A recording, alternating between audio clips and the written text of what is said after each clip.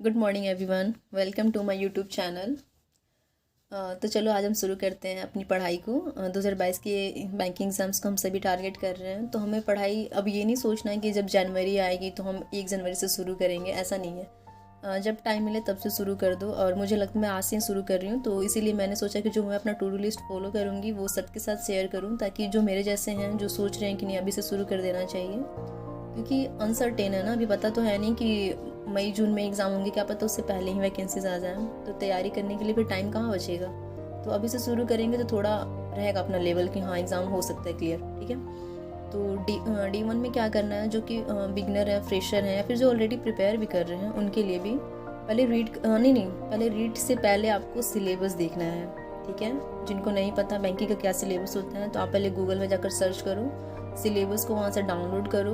आप चाहो तो उसका प्रिंट आउट निकलवा सकते हो, नहीं तो फिर जो मुझे सही लगता है वो आप ये कर सकते हो कि आप अपने कॉपी में किसी बड़े पेज में उसे पूरा लिख डालो। जैसे रीजनिंग के क्या क्या चैप्टर्स होते हैं, इंग्लिश के क्या होते हैं, एंड क्वांट के क्या क्या होते हैं, एंड करंट अफेयर्स के कहाँ कहाँ से क्वेश्चंस आते हैं, किस किस टॉपिक से आते हैं, कहाँ से नहीं। तो आप सारे टॉपिक लिख सकते हो, एंड जहाँ पे भी पढ़ाई करते हो वहाँ पे उस दीवार पे उसे चिपका दो, ताकि आप एवरीडे सोते बैठते पढ़ते उसे देखते रहो, तो आपको समझ में आ जाएगा कि हाँ मुझे ये पढ़ना है, तो सारा मगअप हो जाता है। तो पहले वो कर लेना, उसके बाद हमें अपना टू डू लिस्ट बनाना है और पढ़ाई शुरू करनी है।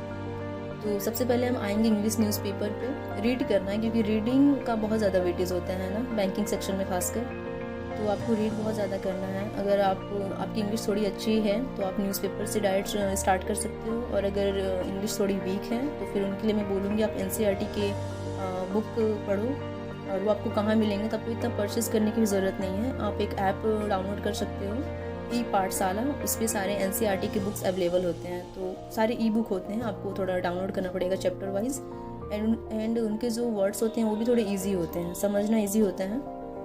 उससे होता क्या है ना कि जब आप धीरे धीरे रीड करना शुरू करोगे तो आपका जो कॉन्फिडेंस होगा वो बूस्ट होता जाएगा, और जब कॉन्फिडेंस बूस्ट होता जाएगा तो आप अपने आप ही थोड़ा और टफ पढ़ते जाओगे। तो पहले वो चीज़ शुरू करो। जिनकी इंग्लिश काफ़ी वीक है उनके लिए है, और जिनकी इंग्लिश अच्छी है उनके लिए तो फिर न्यूज़पेपर, क्योंकि क्वेश्चन तो न्यूज़पेपर से ही आएंगे, बुक से तो आएंगे नहीं। बुक सिर्फ मैं इसलिए रिकमेंड कर रही हूँ ताकि आप वहाँ से पहले अपने वोकेब स्ट्रॉन्ग करो, अपनी अंडरस्टैंडिंग स्ट्रॉन्ग करो, एंड उसके बाद न्यूज़पेपर पर स्विच करो। एंड रीडिंग करनी है आपको 1 to 2 आवर्स।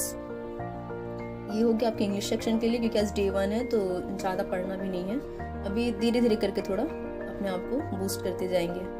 अब हम आते हैं कैलकुलेशन पे, यानी कि क्वांट सेक्शन पे। तो क्वांट में क्या करना है कि डायरेक्ट हमें अर्थमेटिक या फिर DI पे स्विच नहीं करना है, अभी बिल्कुल ईजी लेके चलना है, क्योंकि पहले फाउंडेशन स्ट्रॉन्ग करना है, उसके बाद हम जितने भी एडवांस लेवल के क्वेश्चन होंगे उसको करेंगे। So for the calculation section आपको टेबल आनी चाहिए कम से कम 20 या 25 तक, जितना हो पाए उतना करो, मतलब इससे कम नहीं होना चाहिए, 20 से तो कम बिल्कुल भी नहीं होना चाहिए, 20 तक तो होना ही चाहिए, और अगर और ज़्यादा आपसे लर्न हो जाता है तो आप 25 तक कर लो, बेस्ट रहेगा।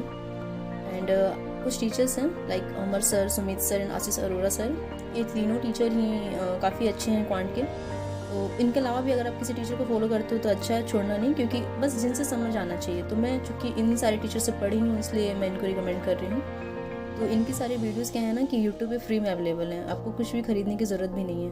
तो आप इनके सारी वीडियोस देख सकते हो, वहाँ से सीख सकते हो, एंड फिर खुद से कुछ क्वेश्चंस गूगल पे सर्च करके, या फिर टेलीग्राम चैनल पे बहुत सारे PDF फ्री में मिल जाएंगे, वहाँ से आप प्रैक्टिस कर सकते हो। ये हो गया क्वांट सेक्शन के लिए। जब ये सारी चीज़ें करने में ही आपके 4-5 दिन चले जाएंगे, उसके बाद आप स्विच करना DI पे एंड अर्थमेटिक सेक्शन पे। ये हो गया क्वांट के लिए। अब हम आते हैं रीजनिंग सेक्शन पे। So for the reasoning section अभी हम पज़ल की बात नहीं करेंगे, क्योंकि रीजनिंग का नाम लेते ही पज़ल याद आता है, तो पज़ल अभी नहीं, क्योंकि पज़ल थोड़ा टफ होता है, तो टफ से भी शुरू नहीं करना, जितना हो सके उतना सब कुछ अभी ईजी लेके चलना है, क्योंकि मिसलेनियस का भी वेटेज होते हैं, ज़्यादा नहीं बट 10-15 नंबर के ये भी आते हैं। तो जब आप सारे सिलेबस देख चुके होगे तो आपको समझ आ जाएगा कि क्या क्या चैप्टर्स होते हैं। तो उसमें एक चैप्टर होता है अल्फ़ा न्यूमेरिक सीरीज़, जो काफ़ी इजी होता है, कह सकते हैं इसमें फ्री के नंबर्स मिलते हैं, बस समझ जाओ एक बार, बस आपको बस सारे टॉपिक्स करने की ज़रूरत है, फिर आप भूलोगे नहीं, हमेशा क्वेश्चंस बस लगाते जाओगे। सो अल्फ़ा न्यूमेरिक सीरीज़ की कुछ वीडियोस मेरे चैनल पे भी अवेलेबल हैं, अगर आप चाहो तो देख सकते हो, और अगर नहीं तो आप किसी भी टीचर आप टॉपिक पर सर्च करना, आपको बहुत सारे टीचर्स मिल जाएंगे, तो आपको जिनसे भी समझ है आप उनको फॉलो कर सकते हो। ये हो गया अभी रीजनिंग के लिए। एंड इसके बाद हम आते हैं करंट अफेयर्स पे। थोड़ा ज़्यादा बड़ा तो नहीं हो रहा है बट ठीक है, इतना तो अब गवर्नमेंट जॉब चाहिए तो थोड़ी मेहनत तो करनी पड़ेगी ना। तो करंट अफेयर्स भी करना अभी से ज़रूरी है, क्योंकि अगर इतनी मेहनत करोगे तो प्रीलिम्स तो निकल ही जाएगा। बट क्या होता है ना कि करंट अफेयर्स नहीं करेंगे तो फिर मेंस में करंट अफेयर्स का बहुत ज़्यादा वेटेज होता है। एंड एक महीने का भी आजकल टाइम नहीं मिलता, 15 से 20 दिन का ही टाइम मिलता है, प्री से मेंस के बीच बस उतना ही टाइम होता है।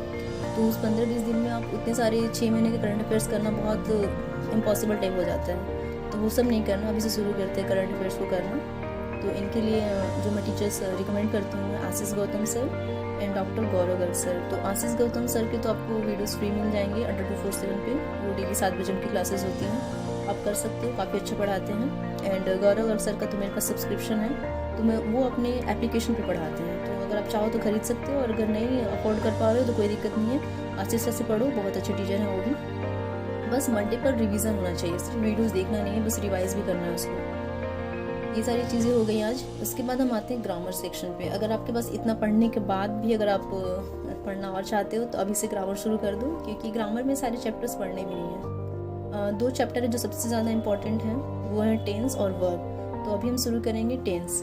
टेंस के लिए भी 2 टीचर हैं, Tarun Grover sir and Nimisha Bansal ma'am. ये दोनों टीचर्स की वीडियोज़ यूट्यूब पर आपको फ्री में मिल जाएंगे।